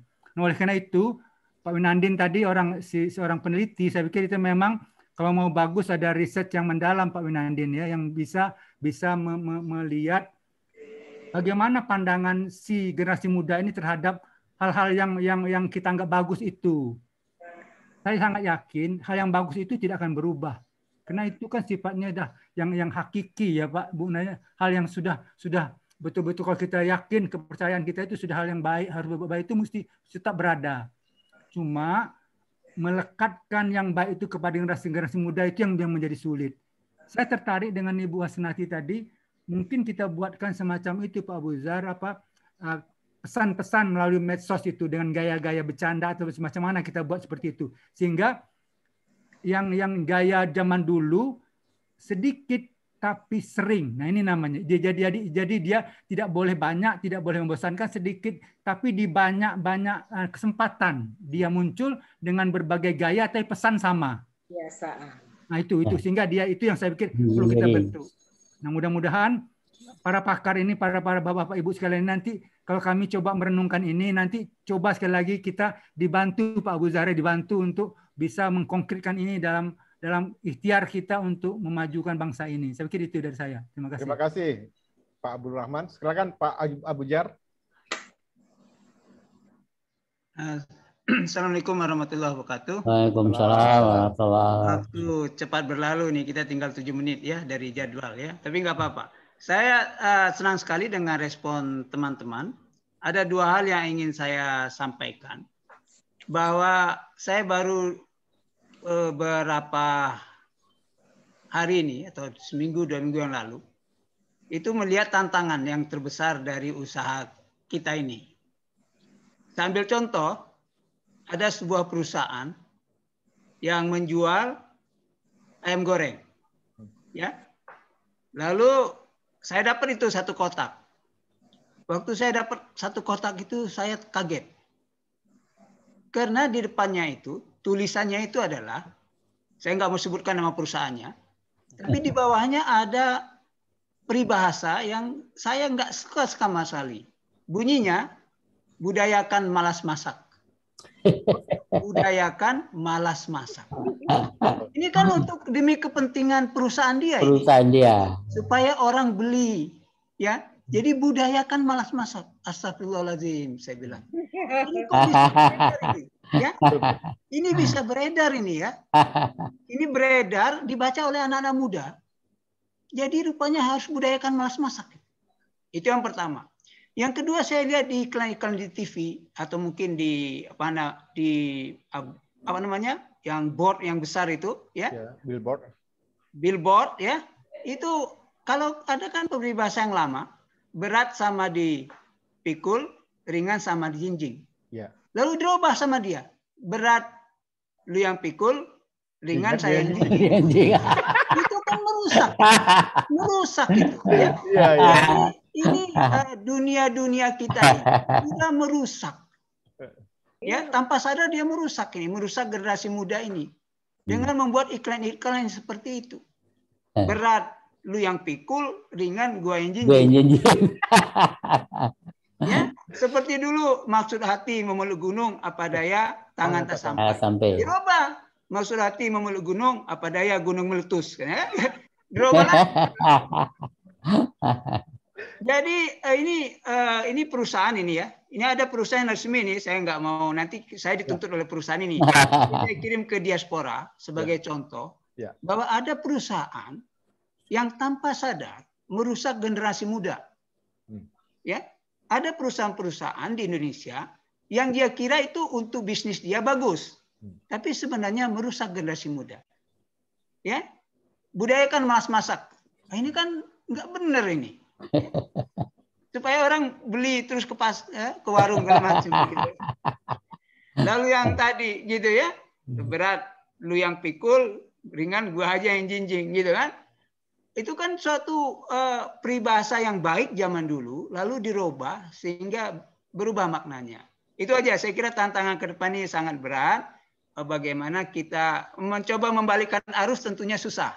Ya, mencoba membalikkan arus susah, karena arusnya sudah begitu deras. Tapi mudah-mudahan, kata Pak Ahmad Sukroni tadi, better late than never. Better late than never. Ya. Itu ada peribahasa juga. Ya. Memang kita terlambat. Saya merasa saya terlambat. Telat saya, gitu ya. Mungkin Pak Abdurrahman juga merasa telat. Ya. Ada yang lain juga merasa telat. Telat kita dulu sibuk dengan pekerjaan, sibuk dengan macam-macam. Nah, mudah-mudahan ketelatan kita ini, kelalaian kita ini tidak diulangi oleh generasi yang ya, kita lalai. Ya, diakui kita lalai. Tapi mudah-mudahan yang umurnya 40-an, 50-an sekarang jangan terlampau sibuk dengan kehidupan keduniawian sehingga melupakan akhlak atau perilaku generasi. Siap, insya Allah. Oke, terima kasih Prof. Abu. Selanjutnya Pak Emil, closing statement dan doa Pak ya. Ya, makasih Pak Ardi. Ya. Terima kasih sekali masukan-masukan dari Bapak Ibu sekalian. Ternyata Pak Abu, dagangan kita ini ternyata masih laku Pak. Ya. Jangan kita juga bersedih. Terima kasih Pak Winandin, Pak Gancang, Pak Alek, Bu Hasnati. Beliau ini adalah teman SMA saya. Sekarang beliau bergerak di bidang pendidikan. Mudah-mudahan usulan-usulan dari beliau-beliau tadi itu bisa kita realisasikan dan kita akan mencoba menambahkan hal-hal yang jelek tadi itu tidak kita teruskan dan kita akan melestarikan hal-hal yang baik itu yang bisa kita masukkan di dalam pesan mandi ini. Dan yang paling penting adalah kita harus tetap optimis sambil kita berdoa kepada Allah SWT bahwa anak-anak dan cucu kita ini harus kita ajar di dalam akhlak dan budi pekerti, terutama iman dan takwanya, sehingga imtaklah mereka itu. Ya, iptek dan imtaknya tadi itu sejajar di dalam perkembangannya. Mudah-mudahan ini bisa terlaksana sesuai dengan permintaan Pak Adi tadi. Karena suasana kita masih di dalam halal bihalal, marilah kita tundukkan kepala kita konsentrasikan hati kita rendahkan diri kita di hadapan Allah SWT. Kita memohon kepada Allah supaya segala macam niat dan usaha kita yang mulia ini akan terlaksana di dalam kemanfaatan untuk generasi muda kita yang akan datang. Ala hadhihi niyah wa likulli niyatin salihah. Al-Fatihah. A'udzubillahi minasyaitonir rajim. Bismillahirrahmanirrahim. Alhamdulillahirabbil alamin. Arrahmanir rahim. Maliki yaumiddin. Iyyaka na'budu wa iyyaka nasta'in. Ihdinas siratal mustaqim. Siratal ladzina an'amta 'alaihim ghairil maghdubi 'alaihim waladdallin. Amin. A'udzu billahi minasyaitonir rajim. Bismillahirrahmanirrahim. Alhamdulillahi rabbil alamin. Hamdan yuafi ni'amahu wa yukafi'u mazidah. Ya Rabbana lakal hamdu kama yanbaghi li jalali wajhikal karimi wa 'azimi sultanik. Wassalatu wassalamu ala asyrafil anbiya'i wal mursalin. Nabiyina Muhammadin wa ala alihi wa sahbihi ajma'in. Allahumma anta rabbuna la ilaha illa anta khalaqtana wa nahnu ibaduka wa nahnu ala ahdika wa wa'dika mastata'na na'udzubika min syarri ma sala'na nabu'u laka bi ni'matika 'alaina wa nabu'u bi dzunubina faghfir lana fa innahu la yaghfiru dzunuba illa anta. Rabbana ighfir lana dzunubana wa liwalidayna warhamhuma kama rabbayana shighara wa li jami'il muslimina wal muslimat wal mu'minina wal mu'minat al ahya'i minhum wal amwat birahmatika ya arhamar rahimin. Rabbana hab lana min azwajina wa dzurriyyatina qurrata a'yun waj'alna lil muttaqina imama. Allahumma ya Allah ya Tuhan kami, pada hari ini kami mengadakan webinar ya Allah, mengadakan sekaligus halal bihalal ya Allah, yang disponsori oleh BPS Diaspora. Oleh sebab itu ya Allah, berikanlah manfaat yang sebesar-besarnya bagi kami pertemuan virtual ini. Bukan begitu saja ya Allah, berikanlah bekal kepada kami untuk menantang kehidupan yang semakin menggerus dan terlalu jauh darimu ya Allah. Ya Allah ya Tuhan kami, jadikanlah anak-anak kami, generasi-generasi kami yang akan datang, anak cucu kami, keturunan kami, menjadi keturunan yang selalu taat kepadamu ya Allah. Selalu di dalam berkah dan rahmat-Mu ya Allah. Selalu dalam lingkungan dan rahmat-Mu ya Allah. Selalu taat di dalam agama-Mu ya Allah. Oleh sebab itu ya Allah, berikanlah cahaya kehidupan kepada mereka-mereka ini ya Allah. Berikanlah kelakuan yang baik-baik saja kepada mereka ya Allah. Di dalam zaman yang sekarang yang serba modern ini ya Allah. Oleh sebab itu ya Allah, berikanlah kepada mereka sinar ilahi-Mu ya Allah. Masukkanlah ke dalam hati mereka nilai-nilai yang sudah ada, yang turun-temurun dari orang tua kami dulu ya Allah. Sehingga nilai-nilai ini dapat mereka terima di dalam hati mereka, di dalam bentuk yang lain, sesuai dengan zaman mereka ya Allah. Rabbana hablana min azwajina wa dzurriyyatina qurrata a'yun. Allahumma ya Allah ya Tuhan kami, jadikanlah anak keturunan kami sebagai penyejuk mata kami ya Allah, dan menjadi pimpinan bagi orang-orang yang bertakwa kepadamu ya Allah. Ya Allah ya Tuhan kami, Engkau dipertimbangkanlah ya Allah, bahwa segala macam hasil kami ini, walaupun kami tidak dapat menikmatinya sekarang ya Allah, nikmatilah barangkali mungkin oleh anak cucu kami ya Allah. Oleh sebab itu ya Allah, berikanlah kesuksesan kepada niat-niat yang mulia kami tadi ya Allah. Berikanlah kepada kami kekuatan dan keberkahan serta kerahmatan-Mu di dalam menegakkan nilai-nilai luhur yang telah ada dan ditegakkan oleh orang tua kami yang berasal dari nilai ilahi-Mu ya Allah. Rabbana atina fid dunya hasanah wa fil akhirati hasanatan wa qina adzabannar. Rabbana taqabbal minna innaka antas samiul alim wa tub alaina innaka antat tawwabur rahim. Allahumma ya Allah, terimalah segala doa dan permintaan kami. Ijabahilah doa kami ya Allah. Amin ya rabbal alamin. Wassallallahu ala sayyidina Muhammad wa ala alihi sahbihi ajmain. Subhana rabbika rabbil izzati amma yasifun. Wassalamun ala mursalin. Walhamdulillahi rabbil alamin. Billahi taufiq wal hidayah. Assalamualaikum warahmatullahi wabarakatuh. Waalaikumsalam warahmatullahi wabarakatuh. Terima kasih kepada Prof. Abu Jar, ya, Pak Abdul Rahman dan Pak Emil Azman, kepada Bapak Ibu semuanya yang ada di acara ini. Mudah-mudahan ke depan kita bisa melanjutkan lagi acara ini, dan mudah-mudahan dari Bapak Ibu ada yang bersedia menjadi narasumber kami. Terima kasih. Wassalamualaikum warahmatullahi wabarakatuh. Waalaikumsalam.